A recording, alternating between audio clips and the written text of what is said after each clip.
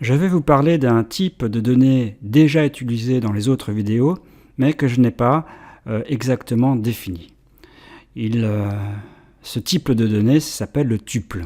Alors le tuple ici apparaît à deux endroits, à la ligne 2 d'une part, et également à la ligne 4. À la ligne 2, vous voyez, f qui a deux paramètres x, y retourne en fait deux éléments séparés par une virgule. Et bien ici le retour, ça s'appelle un tuple avec deux éléments. Ici à la ligne 4, je définis a, b, c'est 5,9. Ici a, b c'est un tuple. En fait a c'est 5 et b c'est 9. Alors pourquoi je n'avais pas besoin de définir exactement des tuples? Vous voyez bien à la ligne 4, quand on écrit l'instruction à la ligne 4, ça revient à définir a égale 5 et b égale 9. Ça fait deux instructions en fait en une seule.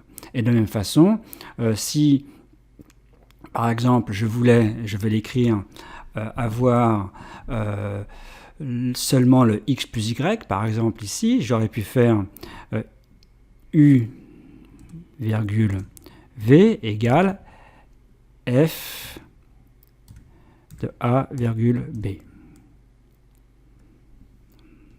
Bon. Quand on écrit ça, bien u en fait, ça va être ici a plus b et v ça va être a moins b. Alors on va déjà exécuter le programme, donc le programme en fait il ne fait qu'afficher f de a virgule b, donc regardons ce que cela donne. 14 moins 4. Alors, vous voyez tout de suite la syntaxe d'un tuple. Eh bien, ça s'écrit ici avec entre parenthèses et les éléments du tuple séparés par une virgule. Alors, pour vérifier qu'il s'agit bien d'un tuple, on va écrire type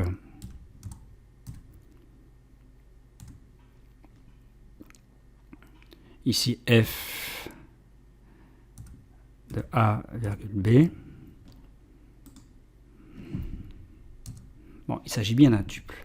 Si je prends ici z égale a virgule b,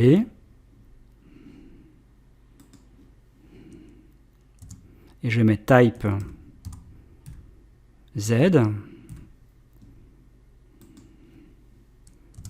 j'ai bien un tuple. Alors, vous voyez, je n'ai pas mis de parenthèse, mais implicitement, il y a des parenthèses. Un tuple est défini par des parenthèses et des virgules entre les éléments qui constituent ce tuple. Et comme vous le remarquez ici, ce n'était pas une nécessité de les définir, puisqu'on peut avoir accès ici à un des éléments du retour, comme j'ai fait à la ligne 5. Alors, maintenant, on va voir les différences et les ressemblances avec d'autres types de données qu'on connaît déjà, que sont les chaînes de caractères et les listes. Alors déjà, ressemblance avec les listes, c'est que les listes, il y a des crochets, et là, il y a des parenthèses. Et tandis qu'une chaîne de caractères, il y a des cotes avec à l'intérieur des caractères qui constituent la chaîne. Alors, on sait que dans les deux premiers cas, on a accès à un élément avec des crochets. Par exemple, si je veux le premier élément du tuple z, eh bien, je peux faire z crochet 0. Ça me donne le premier élément du tuple z, c'est-à-dire ça va me donner en fait a. C'est bien 5. Si je fais a virgule b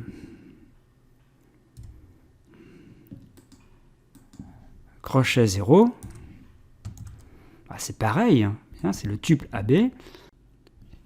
Et pour avoir accès au premier élément de ce tuple, on fait exactement ça, parenthèse a virgule b, crochet 0, et c'est bien 5. Alors, que peut-on faire d'autre avec les tuples? Eh bien, regardons, on pouvait concaténer des chaînes de caractères ou des listes. Est-ce qu'on peut faire la même chose? Alors, par exemple, prenons le tuple a virgule b. Alors là, je mets bien des parenthèses. Et on sait que la concaténation, c'était le plus. Et je peux mettre le tuple. Alors évidemment, sans me tromper encore une fois avec le clavier.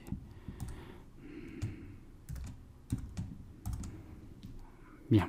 Alors normalement, concaténation, ça doit donner un tuple constitué de 4 éléments. Alors, ce serait intéressant d'ailleurs si je mets ici un caractère comme élément. Donc vous voyez, ça m'a bien concaténé. Et donc le tuple ici est formé de 4 éléments. Et vous voyez bien que le type des éléments, eh bien, c'est pas forcément le même type. Alors autre chose que l'on peut remarquer, c'est si je prends A, virgule, B, et je veux, par exemple, lui ajouter qu'un seul élément, alors par exemple, on va mettre parenthèse, je vais mettre que 3, on va dire, tiens, ça va concaténer le tuple constitué de 2 éléments avec le tuple constitué d'un seul élément, qui est l'élément 3. Hein, par exemple, pour les listes, on peut le faire. Alors, regardons ce que ça donne. Là, non. Parce que, parenthèse 3, en fait, dans ce cas-là, pour Python, il s'agit de l'entier 3. Il y aurait eu des crochets, Python aurait bien compris qu'il s'agissait d'une liste. Là, il ne comprend pas que c'est un tuple. Donc, dans ces cas-là, s'il n'y a qu'un élément, eh bien, on va faire comme ça, avec donc des parenthèses, et on va mettre une virgule ici. Le fait qu'il y ait une virgule, Python va bien reconnaître qu'il s'agit d'un tuple avec un seul élément. Alors, regardons ce que cela donne. Alors, vous voyez, c'est bien exactement ce qui se passe. Alors, dernière chose, toujours par rapport aux listes et aux chaînes de caractères, peut-on changer, donc là je vais prendre encore une fois z égale a virgule b, alors c'était pas obligé, hein, je pouvais garder le tuple a virgule b. Bon, là, ce sera plus pratique. Est-ce qu'on peut donc changer la question? Est-ce que l'on peut changer un élément d'un tuple? Par exemple, z crochet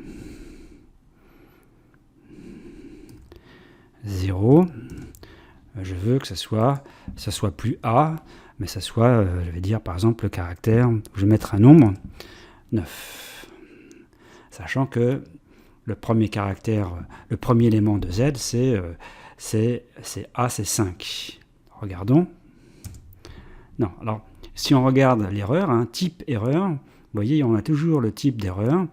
Et là, il y a bien marqué, alors regardez, je ne le dis pas en anglais parce que mon accent n'est pas bon, mais vous voyez, c'est exactement le même type d'erreur qu'avec les chaînes de caractères.